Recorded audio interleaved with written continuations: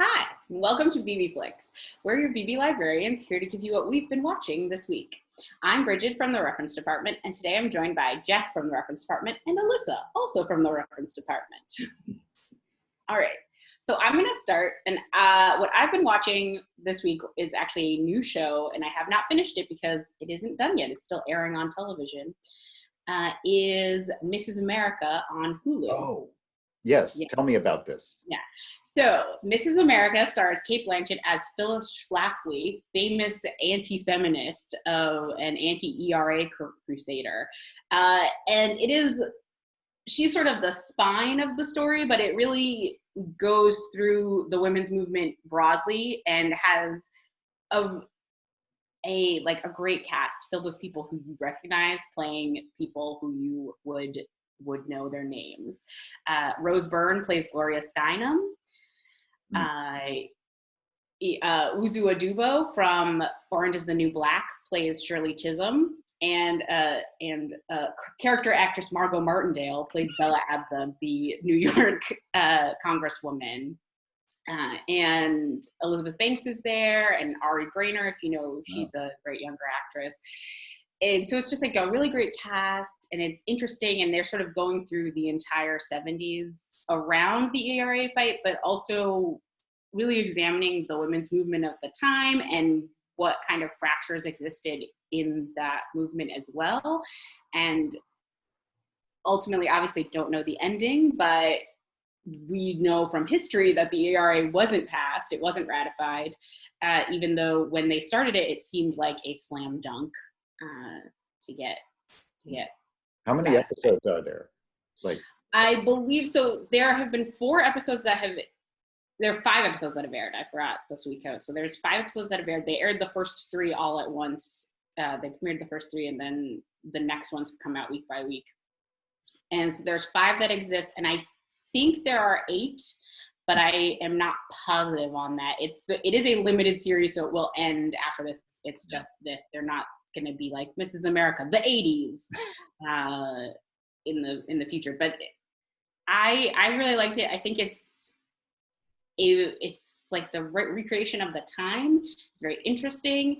The way that they're very precise about clothing and costuming and attitudes, and obviously some of them look like, I would say that Gloria Steinem is very famous. We know what Gloria Steinem looked like in the 70s. And I think Rose Byrne does an amazing job of looking like Gloria Steinem. Mm-hmm. And she's also a very it's also a very good performance. She's excellent. I forgot Tracy Ullman is Benny Friedan. So kind of it's like a very sort of eclectic group of actresses, and they're all doing top-notch work. It's incredible. Kate Blanchett is getting really good reviews. Yeah, and I think it really deserves it. And Kate Blanchett has a quality she's an excellent icy patrician woman. So that's who she's playing here. So she does that really well. And I think that there's kind of been sort of how much is it humanizing Phyllis Schlafly, I think people are saying, and I really don't think that it does that. I would not be worried if you're like, oh no, it's going to make me think she's just frustrated, and it's not that. And this is a little spoiler, I'm going to give a little spoiler for a line of dialogue that I really like, is there's a part where she talks with her husband about how she could have gone to Harvard Law School. And he says, well, you couldn't have. They didn't start admitting women until 4 years after she was in grad school, when her grad school advisor had told her to apply to Harvard.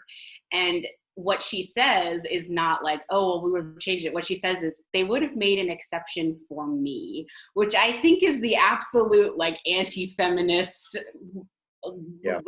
motto, right? Is they would make an exception for me. I am special, but there's no care for anyone else. So I really liked it, and I thought that the show was very smart about what it's saying here. No, I'll put that on my list. I would watch Kate Blanchett reading, the classified ads. So. Yeah, she's great. I think, and that's the thing, is she is I don't know, I love Kate Blanchett, but she's so loathsome here. She doesn't, there's no oh, actually she was a great person. It's no, she's bad. But in a nuanced way, not a cartoon villain way, but not secretly her secret heart was broken. It was just like, no, she was just a bad person, did bad things. I'm sorry if it got a little political there, got a little spicy there. Alyssa, I think you said you wanted to go next. Yeah, my show that I've been watching is my favorite show right now.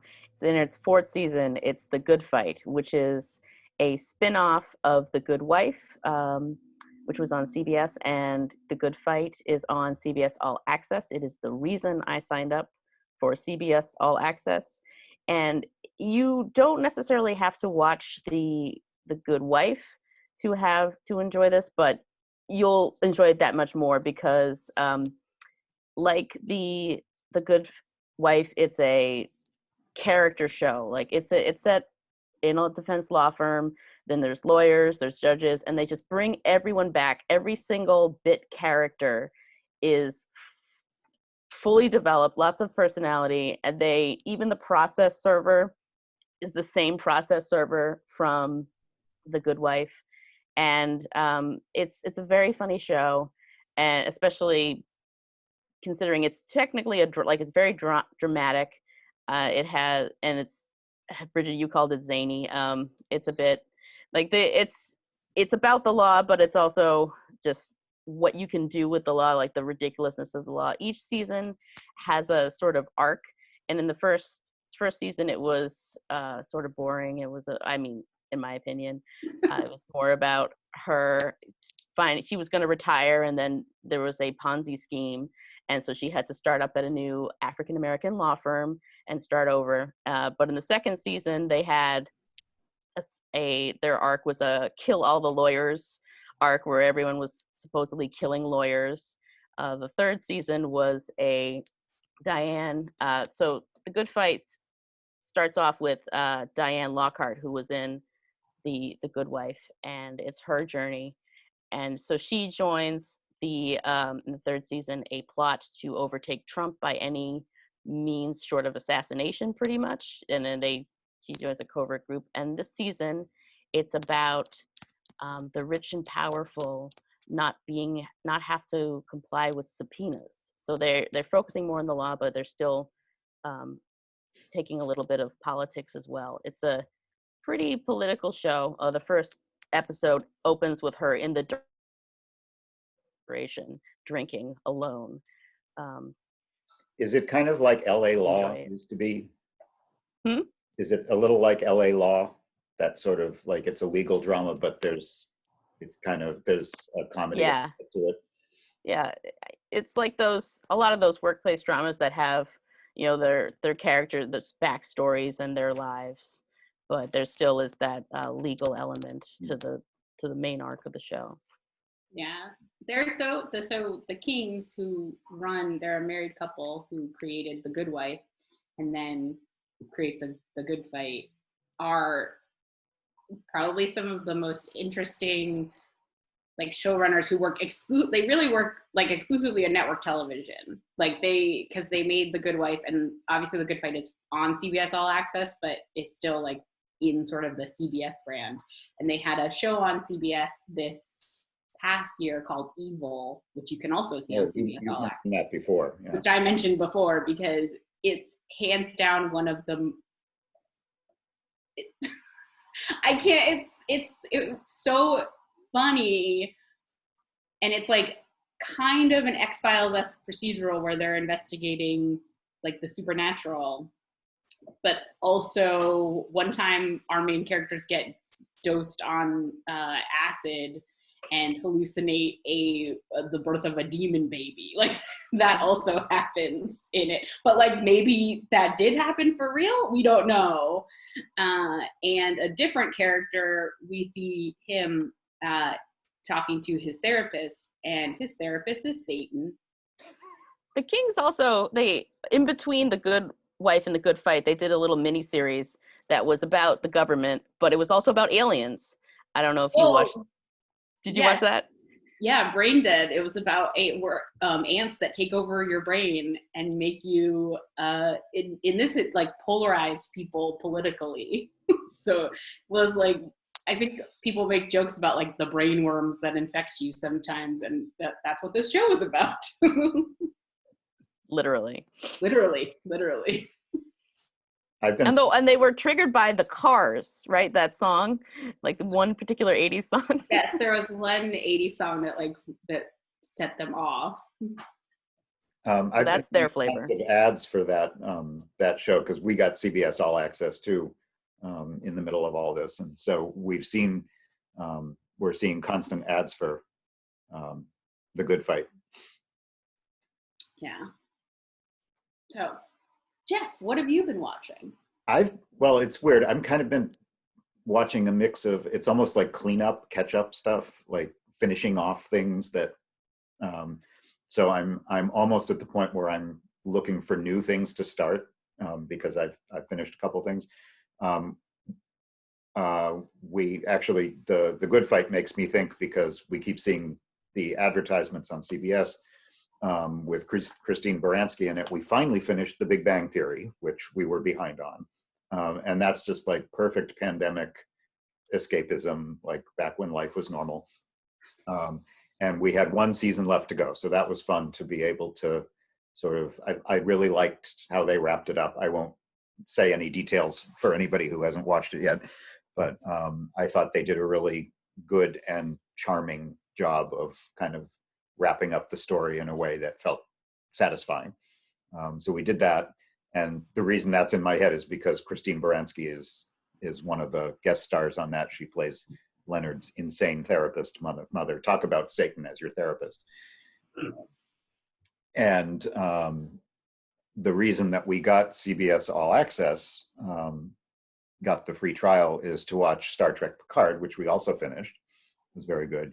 And to catch up on Star Trek Discovery. For some reason, I like, it's funny, I don't read a lot of science fiction, but I watch a lot of science fiction. And I've never been quite sure why that is, but we watched the first season of Star Trek Discovery on DVD from the library, all places. And so now we're halfway through the second season on CBS All Access, and it's really good. If you're into the Star Trek universe, it goes way back. It's very early on. You're learning backstory about some of the characters, but the effects are current, top-notch stuff. So there's always that kind of weird juxtaposition of going back to the earliest parts of that universe, but without plastic headdresses and fake computer buttons. And it's much more character driven, I think, than some of the others. I don't know if either of you have watched any of them, but there's one character who has got to be, I think, my favorite character of any Star Trek character in any of the series. She's delightful. And she reminds me actually of Olivia, one of our coworkers. I know who you mean. You know who I mean? Yeah, on the show, yeah. She's funny, but she's bright, but she's real. And it's just kind of interesting to see Star Trek do, they swear on this version of the show because it's on cable, and it's a little bit different from some of the other series that they've done. And this character, I just think, is so normal and real, instead of an archetype or I think what they're doing with her is delightful. She was kind of geeky in school, but she finds herself, and she's hysterically funny, but at the same time, she's really well developed as a genuine person. So we've been really loving that. We're about halfway through that. And I think I mentioned the last time we did this show, I mentioned a Spanish series on Netflix called Elite. And I finished that, and I'm horribly disappointed because I loved it. And now there's no more. In theory, there might be a fourth season. There were 3 seasons, each of which has, I think, 8 episodes. So it's not really long. But boy, what an amazing show. I was not expecting to like it as much as I did. It was really gripping and really, really good characters. For me, character is like one of the most important things. Whether I'm reading or I'm watching something, I have to feel like the characters are really lifelike and believable. And this was one of those shows where the ensemble is so good, particularly since they're all really young actors and they're all Spanish, so you don't know any of them. They're not recognized faces. And they all develop in such interesting ways that they start out as, like, in the first couple of episodes, they're very cardboard cutout, like the spoiled rich kid, the poor immigrant kid, you know, and then as it develops, they all become so fascinating, and you learn their backgrounds and the depth and what motivates them and stuff. And it's really good. And it's also one of those shows where they don't pull any punches, so you get very attached to certain characters, and then things happen. So just because someone's one of the major players does not mean that something couldn't happen to them. And that's, I think that really makes it a great show. And although it really is basically like a high school soap opera, they deal with so many issues. There's cancer, there's HIV, there's immigration, there's class issues, there's corruption, political stuff, there's the justice system in Spain. And like, I thought they did an amazing job. And the fact that it's got, you know, sex and revenge and all the stuff that you want in a good soap opera, I thought they blended those two sides of things really, really well. So I hear there's going to be a 4th season, and I think the way they left the end of season 3, they wrapped it up nicely. So if it never goes anywhere else, you're okay with that. But they also left it open that things could continue if it gets renewed. It's kind of interesting because from what I understand, Netflix has opened a studio in or near Madrid. So they're starting to do, I'm forgetting what the other one was that came out of the same place, but there was an earlier series last year in Spanish language. So I guess Netflix is trying to start original programming that comes from Spain. Yeah, I mean, it makes a lot of sense because there is obviously the Spanish people speak in Spain is different from the Spanish people speak in other parts of the world, but it's still such a huge market. And I mean, think of Spanish language television in the United States was always secretly a huge market that mainstream America didn't interact with.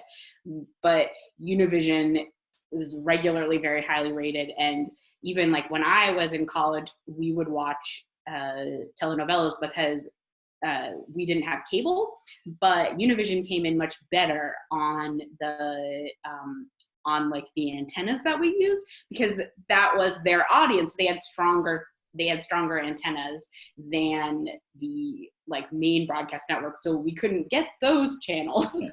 So we would watch telenovelas, which we did not really understand. My one friend did speak Spanish, so she understood and would tell us if something was important, but we mostly followed along because did you pick up any Spanish from that? A little bit? I don't think so. I don't think I picked up any Spanish from it. You can I picked up the way tones of voices means things that are dramatic or things that are funny. Does that count in any way? Yeah. But so it makes sense that Netflix would heavily expand into that as they are trying to be like a worldwide company. And I know the show Babylon Berlin, which is in German, is a German co-production between Netflix and Germany. It was like the highest budgeted show in German history because Netflix paid for half of it. Yeah, Netflix has had several. There was a good sci-fi German show called Dark that was really good, and they've had a couple of French series and there was a Dutch series. So there's been several from different countries in Europe, and I don't. It must be a great market for them, and for people who don't mind watching subtitles, it's really interesting programming. And I sometimes like programming that doesn't have all the usual suspects in it, the actors you're used to seeing. because you can get focused on the actor instead of the role. So it's kind of nice to watch something where you don't know any of the people. They're all completely new to you. And it still gives you a real sense of surprise. That's one of the things, like if I'm watching a movie and it stars Tom Cruise and I'm trying to think of like someone else who's very famous, and then like someone I've never heard of, and it's like, oh no, one of the three of these people is gonna die. It's like, well, it's not gonna be Tom Cruise. Like he's the star of this film, and it's not gonna be the other person because they're like the grizzled character actor. They have to stick around. It's gonna be this young person I've never heard of. They're going to die. Like that's who it is. Or if you're watching like a police procedural and then like some random character is like, oh, I know who that is. Oh, of course they're the person that committed the murder. Yeah, like if you're watching SVU and like Law and Order SVU, for instance, and you see in the name like, oh, Kyle MacLachlan is in this episode. And it's like, well, I wonder who Kyle MacLachlan could be in this episode of Law and Order SVU. Could he be the killer? Then it's like, oh, he is. Especially when you don't see them for a long time in the episode and you're like, so there's a really famous person in this episode and they haven't shown up yet. I bet that they're the killer. But you don't have that when you watch foreign television. And it's like, I'm sure for the people in the original market, they had that same experience, but I don't know who these people are. So I watch Asian television, like there's a lot of Korean dramas and me too. Dramas on Netflix. And it's the same thing. And then they also actually have expanded to a lot of like Chinese dramas as well, as there's more. Speaking of Netflix, just out of curiosity, have either of you watched that new show called Hollywood? That's been getting a lot of press. They're kind of recreating Hollywood in the 50s. I have not. I was thinking of you, Bridget, because you book talked a very interesting book earlier in the year about some of the famous directors during and after the war. And I think this is supposed to be kind of about that time period and what Hollywood was like. And it stars some pretty big people. The only one I can think of off the top of my head is Jim Parsons from Big Bang. And Patti LuPone is there. Oh, that's right, Patti LuPone. It is a Ryan Murphy production. It's, I guess, officially the first one that he made only for Netflix. Like it was developed at Netflix.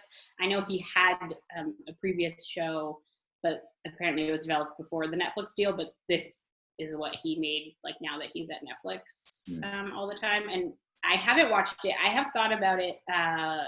I will admit, since I talked it on this first episode, I've just been going through Lost, and I haven't been able to watch another television show until I finish Lost. So that's what's been happening. And despite the pandemic, there are still only 24 hours in a day. Exactly. Like I still have things to do, and I have other times when I have to do things. Like earlier this week, my friends and I watched the Swedish movie Force Majeure. Oh, that's so good. Yeah, which was very good. And by watched together, I mean, we all turned it on at the same time. We texted. But yes, we'll never make you think of Vivaldi's Summer will be a different piece of music for you after if you watch this film. I believe it's on Canopy. It's also on Hulu. Mm-hmm. Yeah, that was good. I watched a bad horror movie. I shouldn't say bad. Because there were parts of it that I liked, and I only watched it for one reason. It's called Gretel and Hansel, and it came out this spring, and it's sort of a reimagining of the fairy tale for a modern audience and stuff. I mainly only watched it because one of my favorite actresses is in it, Alice Krige, who has been in a bunch of things over the years, and she's probably, it's not her best role, but the thing I think she's most famous for being in is she played the Borg Queen in one of the Star Trek movies. And she often does these sort of weird, quirky basically horror films. And she plays the witch, and I kind of watched it only for her. I thought it was visually beautiful. Beyond that, it's like, it was okay. But it reminded me of some other things that I had seen in years past. So what I ended up doing is, because this is what you do during a pandemic, is you go online and buy things on your phone. I had forgotten that one of the things that I watched this actress in years ago and loved was a sci-fi series called Children of Dune, which was a sort of follow-up series to the original Dune that was such a big deal. And I think it came out in the early 90s. And I thought, oh, I'd love to see that again. Now there's all this streaming stuff. It's got to be out there. And of course, it's not. I scoured everywhere and I ended up having to buy a DVD set from Amazon, and it's coming next week. And it was it was a mini series. I forget how many episodes, not very long, like maybe 4 or 5, 6 episodes. But Susan Sarandon was in it also. So Alice Krige, Susan Sarandon, and there were a few other people who were fairly well known at the time. And they're all wearing amazing, sci-fi headdresses and interesting costumes and stuff like that. So I'm looking forward to re-enjoying that because I've totally forgotten all the details. It was so long ago.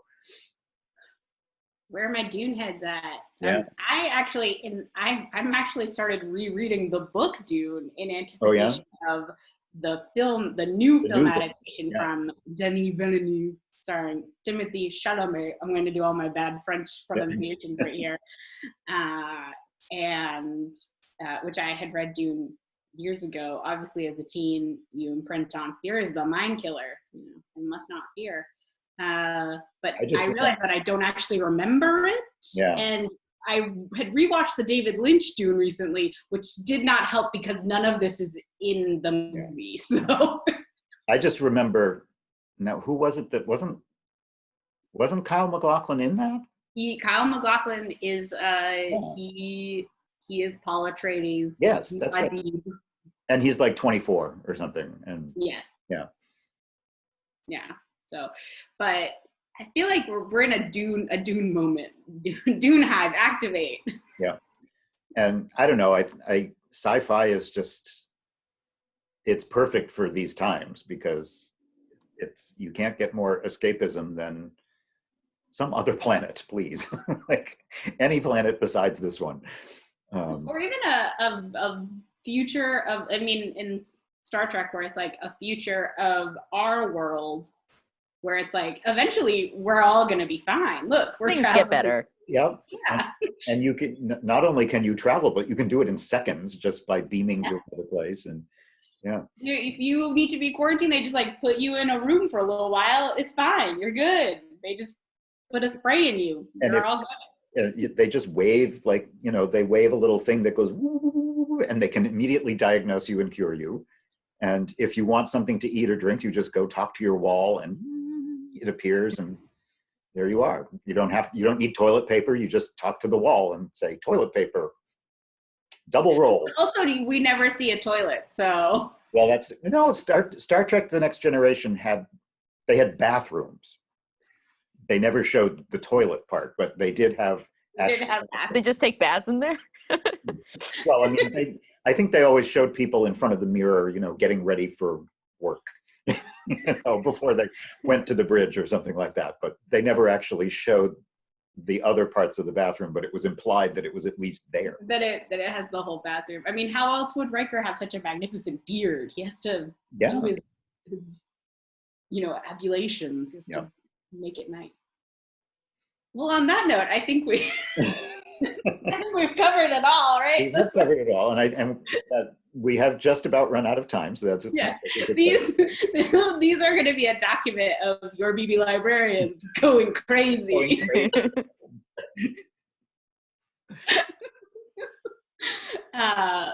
But we're so glad you joined us today.